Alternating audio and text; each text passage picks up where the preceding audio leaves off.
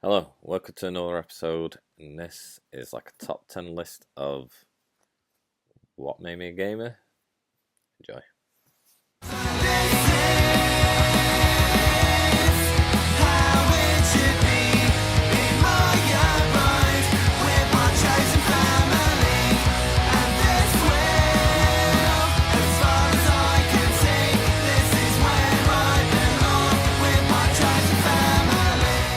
Hello, welcome back to another video. This video is inspired by a post I seen on Reddit, and it was like, what are the 10 games that got you into gaming? So I thought that's quite interesting. So I thought I'd give it a go. Made a list, cheated a bit maybe. I don't know. Some stuff's quite loose. So yeah, let's get into it. So number one is one of the quite loose things I was on about. So I'm saying generic games. The Monopoly, Cluedo, Payday, Connect 4, all them games you played as a child. Loved playing board games as a kid. And so I was forced more to play the generic stuff that other people knew to play. Like, it's what you do as a kid. So, yeah, enjoyed them. Obviously, now, probably not want to play them, especially the roll and move sort of stuff. Monopoly, no one ever plays it right anyway. So, yeah, my number one is them sort of generic games we'll play. Played them as a kid. Number two is, once again, like an amalgamation of a few games, like quite a few games. But this is more just like a deck of cards. Played loads of different sorts of games. You could just carry it around in your pocket. You don't even need a bag. Even just chilling, hanging out back of some place, sat on the floor with some mates as a teenager, playing Rummy or Chase the Ace or something. Yeah, like played loads of different card games, and a lot of them are quite easy to teach as well. So someone will be like, "Oh, you played this game?" No, right? These are the rules. Like, let's go. You know what I mean? Very quick and easy games to learn. So yeah, number two is deck of cards, and then all the games that come with them. Number three is mystery games, but that's not the title of the game. It's not anything to do with the game. It's just these games are a mystery. Like, and I'll tell you a story and you'll understand why they're a mystery. So we used to be around at my nan's quite a bit, and like she'd want us to have stuff to do. So she'd pick up these board games from charity shops, and I'd want to play with them, but because you need to read the rules and stuff, being dyslexic and the youngest, I couldn't really do it. And then my sisters didn't want to do it, stuff like that. So, like, I'd mess around with these board games that seem really cool, you know what I mean? Like, more than just your generic sort of Monopolies and Cluedo Paydays, sort of generic Hasbro games that you'd get in Toys R Us or Asda, where at like supermarkets, stuff like that. And yeah, there was all sorts of different stuff. There was this like Christopher Columbus one where you're trying to like sort of get to the Americas, and it had a D20, but it was a ball, and you rolled it, and it had a weight in it. And I have no clue what the name of any of these games were that I sort of messed around with, but it sort of was like, ooh, there's more than just this. So I knew it was out there, but I didn't really have anyone to play with. So yeah, number three is like these mystery games. I mean, if people know what they are, please let me know. Well, I say know what they are. I only talked about one. Yeah, let me know if anyone knows of it. Like, so yeah. And number three, the mystery games. Number four, this is where my hobby gaming changed forever. This is the first tabletop gaming that I just got into and was obsessed with. As complicated as it is, and that is Warhammer. So when I was probably about 8 to 9, started hearing things about this Warhammer, picked up some models and just messed around with some models, and then I remember 40k 3rd edition dropping, and so I got the starter box. So I got Space Marines, Dark Eldar, the rule book, and all that sort of stuff, and that was it. I was hooked. 40k, Blood Angel Space Marines all the way. That's how you play the game. And then I was buying and building this massive army, and I had that much Space Marine stuff. I was like, what do I do now? So I sort of sidestepped to Imperial Guard so I could work them together. And then they released Necrons. That's how all I am. Necrons weren't even a thing when I started. So I was like, these guys look cool, so I'll get them. But I think before Necrons, Lord of the Rings come out, the Two Towers, I played a demo the Fellowship, whatever that bothered about it. But then I played the Two Towers, amazing game. That's my favourite one. I haven't played the strategy game that's current, but it's better than Return of the King. Because then I tried Return of the King, I wasn't that bothered about it. I wasn't bothered about the rule changes and stuff like that. And then, like, around about Return of the King as well, I got into fantasy. So I sort of dropped off 40k a bit, played a bit with the Necrons, dropped off of Lord of the Rings because no one was really playing it. I concentrating on fantasy.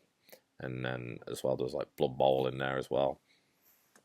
So, yeah, like, that changed. I weren't really bothered about painting back then. I'm more into the painting side now than actually playing. So, yeah, like, number 4, Warhammer, changed everything. So then, number 5 is poker dice. My dad introduced me to it. We'd be on holiday in a caravan, and basically it's poker with dice with a Yahtzee mechanic.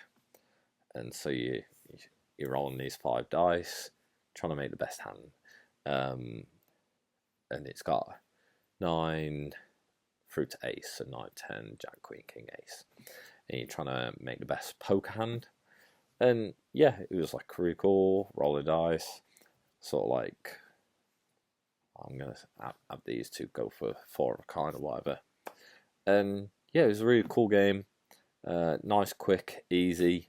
Especially if you know poker or even just stuff like rummy and stuff like that you're sort of making them sort of hands with. Yeah, just really quick, fun game. Introducing you into sort of them sort of like quick dice games, them sort of filler games that we play now. So yeah, number 5 is poker dice. I know some of these are quite quick, and then others are a bit long-winded. I feel like these now are more long-winded, like the Warhammer one. So number 6, this is another sort of pivotal point, like a bigger pivotal point, and that's Magic the Gathering. So I had a mate that played it, and he was going to the shop, and they sold comic books and stuff. So I'd go in there, buy some comics, chill with everyone, nerd out, because that's what nerds do. And yeah, have a good time. Oh, you should play Magic. And I'm like, no, I'm not bothered. You know what I mean? Like, I'm happy just chatting and that. But that never lasts long. You end up buying a starter deck, and then the cardboard crack takes over. So building decks and stuff, and everyone's sound, you know what I mean? Like, oh, it's a card that'll go good in your deck and stuff, and you sort of building a good deck, and then you sort of start thinking yourself, or how can I build a deck around this because that sounds cool, or I like that. And yeah, like the casual side, really enjoyed, really loved, but then the competitive side, you can get some not so nice people. So yeah, that's sort of what put me off Magic in the end. But I played it for a little bit. We probably talk about 2013 now at this point. So yeah, and then while I was in a shop, let's go to number 7. Someone pulled out Carcassonne, and I still wanted to play. Or actually, I was like, "What's that?" And they're like, "Carcassonne, you want to play?" I'm like, "Yeah, let's go." So they quickly taught me, played the game, and yeah, loved it. Obsessed. Went and brought my own copy. This is not that copy.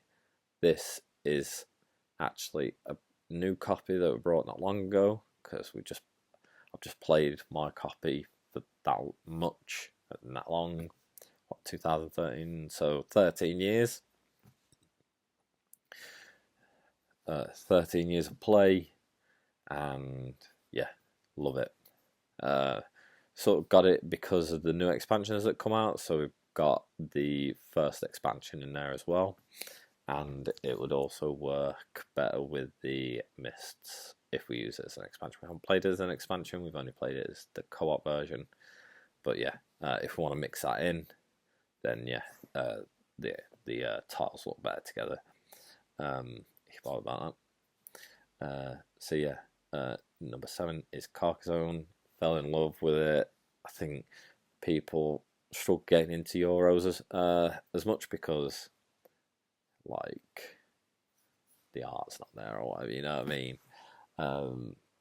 But yeah, like, it's interested, played it, loved it. Play it. If you haven't played it, play it. I know it's old, but it stood the test of time.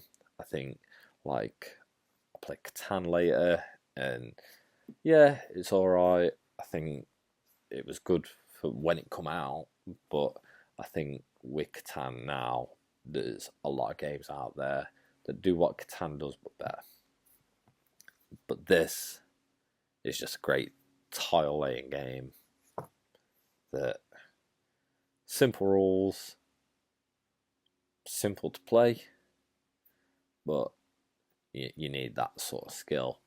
And yeah, there's a bit of luck in what you draw, but how you place that is the skill. You know what I mean? So yeah. So my number 7, Carcassonne. So then number 8, switching from a Euro, and you don't really hear this much anymore because I feel like Euro, it was a very big thing of Euros and Ameritrash. I feel like they're sort of blended now, where Euros have got a lot more theme on top of them, and Ameritrash have got a lot more thought put into the mechanics. But number 8 is Zombicide. And this is the original Zombicide with the terrible rule of if someone you're in a square you're shooting in is one of your mates, they get hit first. That everyone house ruled. That's not happening. Like whether the house ruled of misses hit them or hits leftover hits hit them. However you house ruled it, good on you because the original rule was terrible and they've rectified that in like every iteration after. Loved it. I know it's not like the most tactically hard thinking game. I like, unless you're playing with crows, hate the crows. Yeah, just kill them off as soon as. But yeah, like really good fun game. Laughs. There's a bit of tension. Oh, are we gonna all make it out? I don't want this person to die. You know what I mean? I want my characters to survive. Yeah, there's good tension, good game. Like, yeah, like, so yeah. I got rid of my like sort of original Zombicide stuff. I had the Prison Outbreak and Toxic Mall. But I do have the Black Plague stuff backed on Kickstarter and ended up with far too much stuff. So yeah, that's just chilling and getting played every so often. Don't play it a lot, but it's a game that's in my heart. So yeah, good game. Number 8, Zombicide. Number 9, um, I'm struggling at this point now. I'm like, okay, so what sort of games? So, and fill the last 2 spots. So number 9, I put Pandemic. Absolutely love this game. I have so many different versions of Pandemic. Like, I played all 3 of the Legacy games. I've got the Cthulhu version, I've got the Star Wars version. I brought 2 expansions for normal Pandemic. Got rid of one because I weren't that bothered. I've got Fate of the Fellowship. I think it's a Cthulhu. I don't know. I'm getting confused now. So I've also got the Contagion game where you're playing as the virus rather than trying to protect the world. And yeah, like, just love it. Just love everything about it. And played it wrong, but still loved it. And I made a super hard variant, and I was trying to eradicate all the diseases, then cure all the diseases. So I've got a lot of more wins under my belt than I think or know that I've got. But even though I was losing it all the time, I was still loving it. I was like, this game's so good. So good. And that's how good of a game it is. Even though I thought I was losing, even though sometimes I'd win, I still loved it. Still thought it was an amazing game. And yeah. So you want a super hard variant, eradicate the diseases after curing them. Got close a few times before I found out the rule, but since I found out the rule, I haven't managed to do it. So yeah, if you like Pandemic and you find it easy, don't finish the game until you've eradicated all the diseases. So that's my number 9, Pandemic. Number 10 is a bit of a cheat. It's not actually a board game, and that's YouTube and predominantly Dice Tower.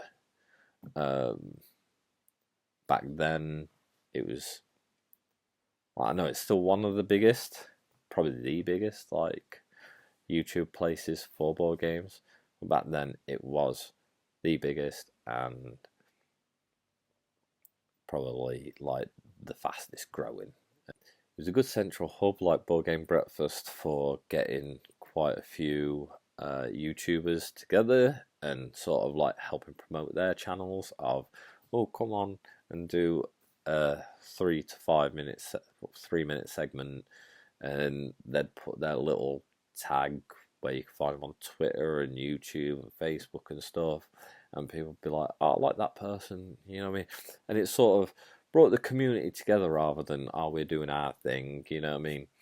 And yeah, you used to watch it and you keep updated on board game news, especially when this was when board game clubs weren't a thing. There wasn't nowhere near as many Facebook pages, nowhere near as many YouTube channels, all that sort of stuff. So I think back in like 2013, 14, like YouTube and especially Dice Tower with it was sort of like a big thing in a lot of people's board gaming. You know what I mean? Like, someone that didn't have a board game group, didn't have people close to them, they could still sort of be in a loop and be like, well, I want to play this game. So when they got to a convention, or by the time it sort of started picking up traction and stuff, well, it's been picking up traction for years, but like grew even more to where more people play games. I think, yeah, just like, I think it's just like one of them things that has helped shape my sort of board gaming, and I assume has shaped a lot of people's board gaming. I think that's probably could be a thing for a lot of different hobbies this day and age, with everything being so digital and YouTube being such a big thing and so easy to just search board games, list of videos, knitting, list of videos. You know what I mean? So I think even though it's not an actual board game or game, tabletop game, whatever, I think it's acceptable. So yeah, my number 10 is YouTube, mainly Dice Tower. So yeah, that's my list. That is 10 things that really shaped me as a gamer, which, yeah, like, be quite interesting to hear what other people say. Like, I was interested in the Reddit thread. So yeah, like, that's my list. Enjoy.